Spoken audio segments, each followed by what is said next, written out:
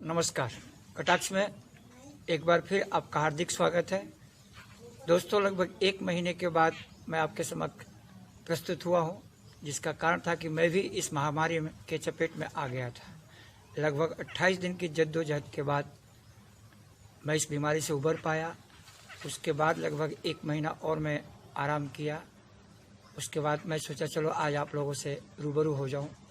दोस्तों, मैं इस महामारी के विषय में ये नहीं बताऊंगा कि आप ये पीजिए, वो पीजिए, काढ़ा पीजिए। सब कुछ महामारी है तो है, लेकिन इस महामारी से लड़ने का जो आज तक हम लोग का जज्बा है, हम एक दूसरे के प्रति समर्पित है, एक दूसरे के घटनाओं के प्रति सतर्क हैं, यही हमारी सबसे बड़ी शस्त्र है।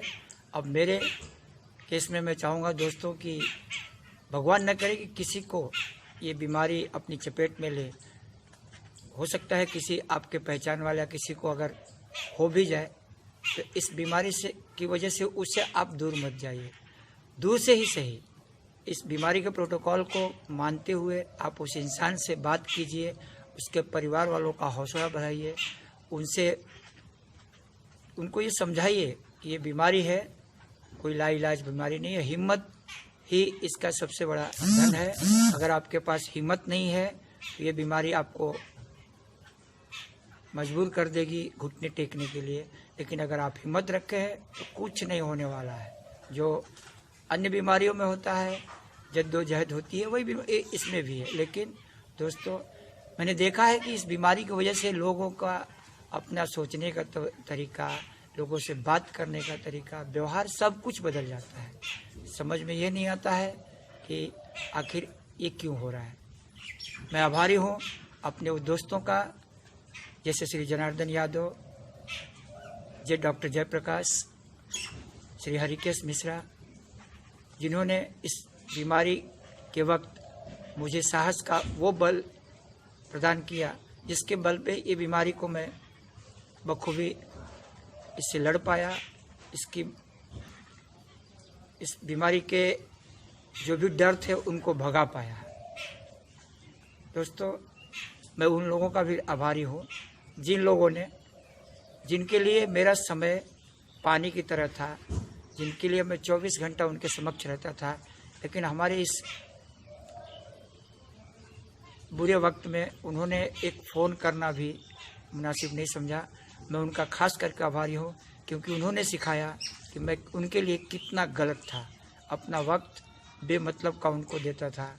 ऐसे लोगों से हर पल पाला भी पड़ना चाहिए, उनके संगत में रहना है। वो पीछा छोड़ दे, उन्होंने अपना मुंह मोड़ लिया, आपको हमको नहीं मोड़ना चाहिए, क्योंकि यही लोग हैं जो जीवन की सच्चाई बताते हैं। जीवन में किसके साथ कैसा व्यवहार करना चाहिए, क्यों करना चाहिए, वो भी बताते हैं। इसलिए मैं दोस्तों ये कहूँगा कि जो भी आपके आसपास इस बीमारी से ग्रसित है, उसको अपने प्रोटोकॉल का पालन करते हुए उसका हिम्मत बढ़ाइए।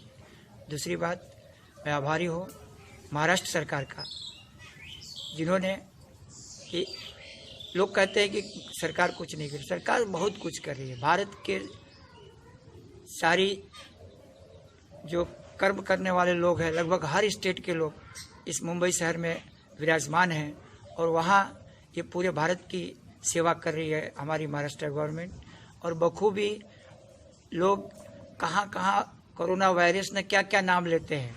ये कोरोना, दोस्तों, असली कोरोना वायरस वो लोग हैं जो इन पॉजिटिव केसेस में या डॉक्टरों के साथ में जो 4th क्लास के हाउस कीपिंग है, जो खाना पहुंचाते हैं, इन बच्चों का आपको आभारी होना चाहिए, जो आपके इस पॉजिटिव केस में आपके समक्ष आके ये पूछते हैं कि आपने खाना खाया क्या, चाय लिया क्या।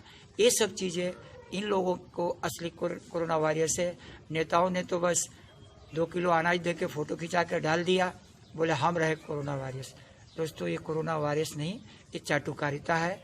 ऐसे चाटुकार लोगों से आप जितना सतर्क रहेंगे जीवन में, मुझे लगता है कि उतना आपको इस जीवन की असली समझ में आएगा।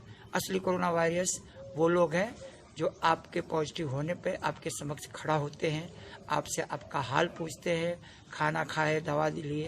ये सब चीज़ें महाराष्ट्र गवर्नमेंट ने ऐसे टीम को बखूबी रखा है जो जिनका अनुभव हमको हुआ, हम इन सारे कोरोना वायरस का तहे दिल से शुक्रिया नमस्कार करता हूँ।